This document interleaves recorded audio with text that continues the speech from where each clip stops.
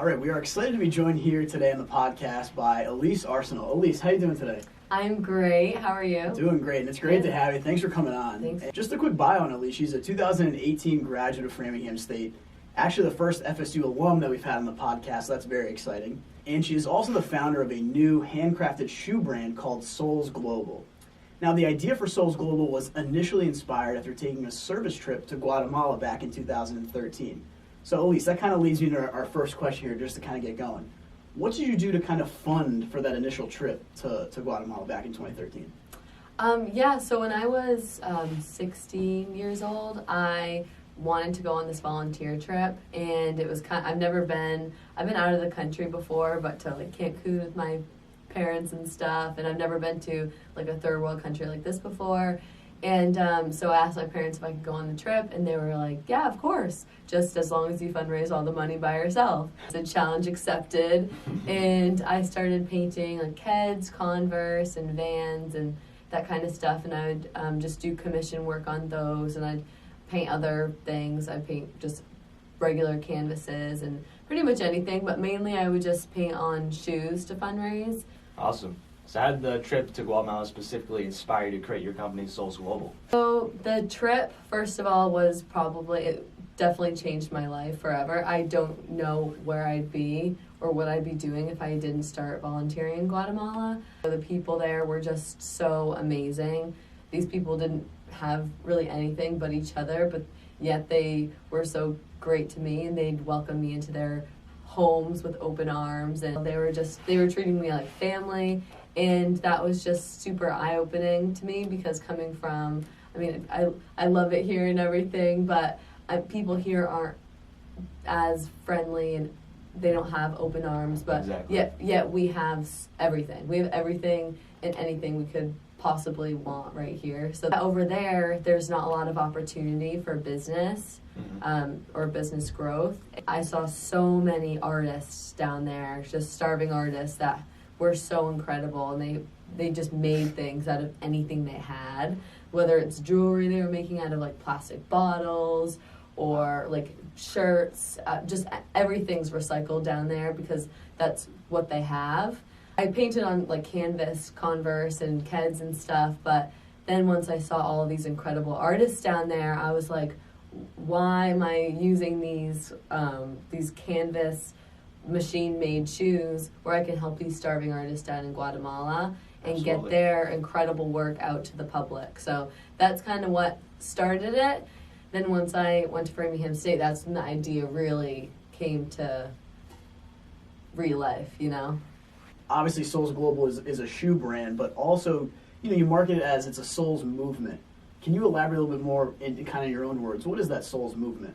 The whole idea of this shoe brand is to kind of spread positivity. That's great. And global awareness, because that's how it all started it to begin with, is going to Guatemala and volunteering. Once you go to different countries and you show your true soul, you show like just genuine kindness to other people, then these stereotypes that you have of other cultures and that they have of Americans break. I want it to kind of inspire people to go out of their comfort zones and to travel and to break these stereotypes and just spread kindness to people, because I think kindness travels, and once someone does something good to you, then you'll probably want to pass it on and like continue the kindness. So that's what the Souls movement comes in. So are you looking to kind of like expand into like other areas? I know you have your shop set up in Boston with artists in Boston as well, and you have your artists in Guatemala. So are you looking to kind of reach that to more like global scale into other countries that you have your eye on? Yeah, definitely. Well, I started in Guatemala just because I have friends there, and I just have a lot of connections. I know Guatemala, and I know kind of how to get around some areas and stuff. So that's why I started in Guatemala. Definitely want to expand, and I have artists that partner with me here, but it's only in like the Boston area. But once I grow, I want to take on artists from all around the U.S. and stuff, and I want to expand to other countries too, so have like souls made in Guatemala, souls made in India, because the whole idea is to help artists from all around the world. Yeah, and having third world countries, I kind of opened up some new business opportunities for them. It's really cool what you're doing. One challenge I could possibly see is managing, you have your artists in Boston and Guatemala, and you're looking to expand. Is there like a challenge of like being able to manage everything on those fronts, and what other kind of challenges have you seen so far?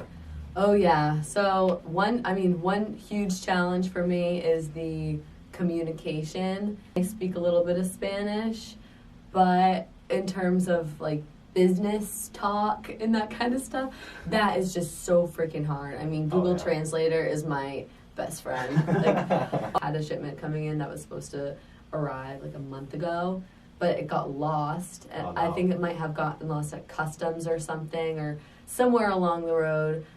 It's tough because of the communication, the language barrier that we have going on. So that's a little bit tough. Just working with artists in general is kind of difficult. I mean, myself as an artist, I totally understand. It's hard to tell an artist a time because they work on their own time. It's hard to tell them, all right, you have to finish this by this date. And then it's hard to do that because they're going to do it whenever they feel artistically inclined to do so. You know what I mean? Yeah, it's another thing that's tough is working internationally. America does things differently from a lot of other people in terms of everything. But in business, it's so different because Americans, especially New Englanders, have a different time from everyone else. We want things to go, go, go. But people in Guatemala, they just do their own thing. They're kind of, if you tell them to be there at 5 o'clock, they'll show up at 5:30, maybe 6. They're just kind of just doing their own thing. That's kind of that. I kind of had to get used to that a little bit. It kind of makes you think, wow, we should maybe slow things down a little bit and look at the beautiful things around us, and maybe we shouldn't go all the time. You gotta enjoy life, and that's what they kind of taught me, but it was a little bit to get used to. Well, hey, I want to kind of segue to, we've kept it kind of general. I want to talk more specifically about some of the paintings and some of the shoes that you've done. And you mentioned that all of the shoes kind of have their own personal story to tell. Can you share maybe what is your favorite story or maybe your favorite shoe design that you'd be willing to share with us? Shoes each have their own story to tell because I always say that each shoe was made from multiple people in Guatemala. So to the back of the shoes, that's made out of a recycled Mayan blouse textile. They weave these fabrics by hand. Okay. And so that starts the story. And then the fabric is then worn by people in Guatemala, by women in Guatemala. And then after that, then they're recycled once they got their use out of them, once these women have worn these fabrics and they can't really wear the blouses anymore. Then they're brought to my shoemakers, and then from there, these people weave their own fabrics to get put into the shoes, and then they make them by hand. Then they're shipped to America, which American artists put their artwork on them, and so it's from one pair of shoes is touched by so many people throughout the process, and so many different people have put in their hard work and time into these shoes. Each individual hand painting on the shoes, that's a story in itself because it shows the artist's personal touch, it shows the customer's preferences, the themes that they like, the colors that they like, and then from there, the wearer of the shoe then goes out and wears the shoes. And it's a total story, and how I like to say is, what are you going to add on to that story? Where are you going to go with these shoes? What experiences are you going to have wearing these shoes? Whose lives are you going to touch? That's the whole story to it, and that's why I say, what are you going to do in your souls? How about the bird in Guatemala that I saw on some of your paintings and some of the shoes? Can you talk a little bit about that? That bird's called the quetzal. Right. And the quetzal is a beautiful bird. It's so pretty. But unfortunately, it's on the endangered species list. This bird I have on the logo of Soul, so it's like a bird that's kind of like flying next to the globe. And the reason why I chose the quetzal as the emblem of souls is because they're known to be just a very intelligent bird. If they are kept in captivity, they don't last. They're meant to be free. They're meant to be on their own. They're doing their own thing. It's a very rare sighting to see a quetzal, but they're just so graceful and intelligent and just free. And that's kind of why I wanted to choose that.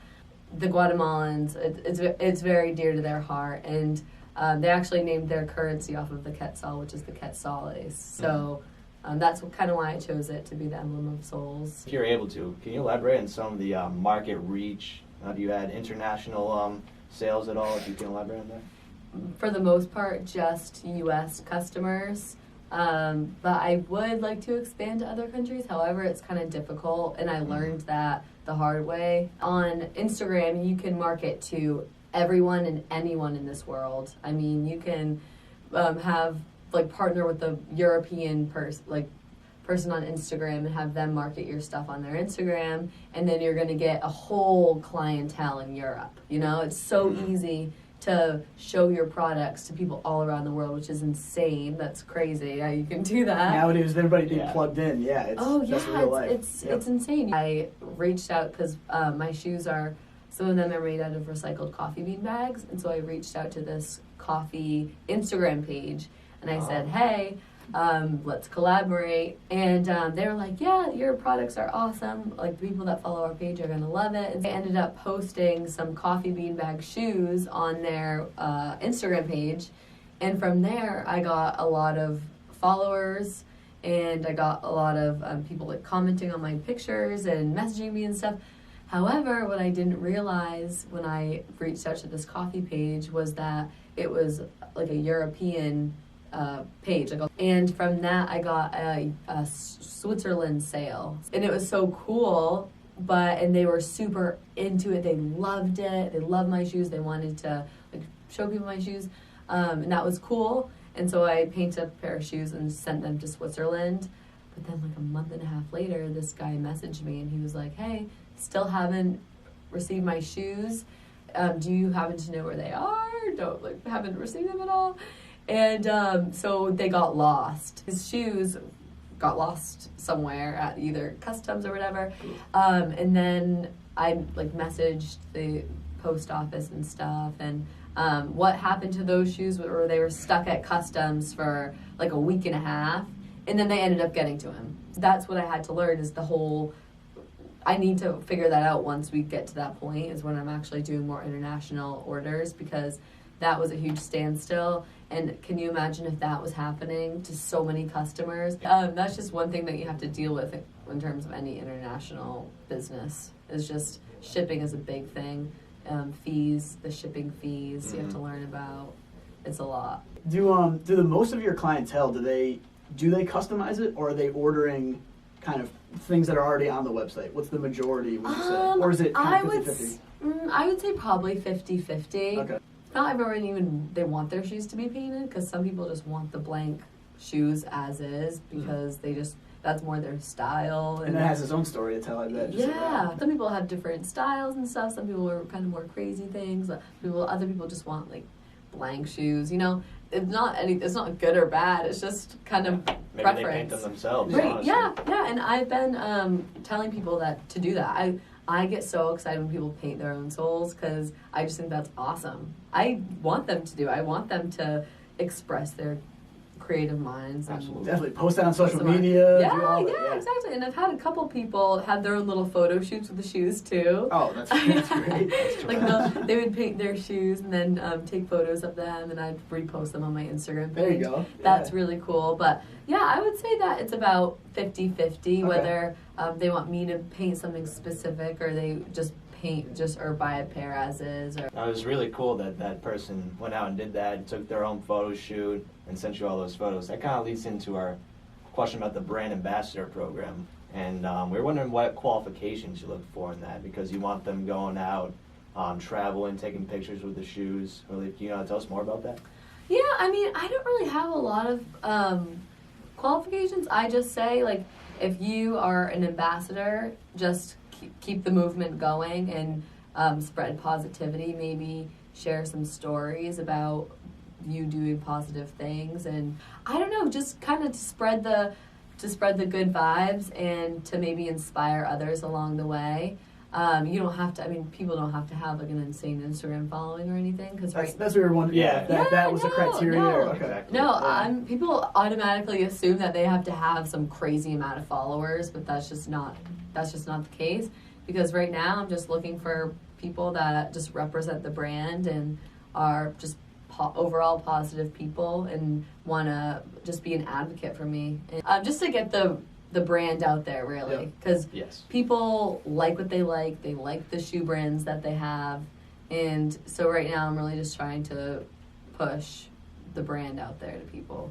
And that's what the whole idea of the brand ambassador program is to push the brand out there and to get the word out. Is that program, has that expanded outside of the U.S.? Yeah, it's still in America. Yeah. It's just mainly around Boston too, because I mean I do shows around Boston, and that's how people like learn about me, and Which is a great hub to get started. Yeah, Absolutely. totally. I mean, Yeah. the demographic here is so awesome. I mean, people are so creative around this area, and in Boston, I mean, fashion's a big thing, you know. Definitely. So it's a good place to start off. This is the first year that I experienced seasons, and that was a huge learning experience for me. Yeah, one thing I was wondering, like, I feel like these shoes would be a huge hit on the West Coast in LA, especially since it's like warm year round. Have you had any ideas about? Yeah, actually, a couple artists that I worked with who painted on my shoes moved out to San Diego, Oh, and perfect. so and I think that demographic would be a little bit more successful than here. Mhm. So I have definitely thought about that. And I should kind of reach out to my connections out there to see what we can do, because I think that would be a really smart business move, especially because the winter here, my shoes aren't necessarily like a really great winter shoe. They don't really have a ton of insulation or anything. So, but over there, I mean, for the most part, it is nice and warm. They might get a dusting of snow every once in a while, but not in comparison to here. Yeah, not crazy not. out So there. yeah, I mean, my shoes would be like an all year round thing. Thanks. But Elise, thanks for coming on. Thank you for having me. Yeah, this has been awesome. Not only did you start.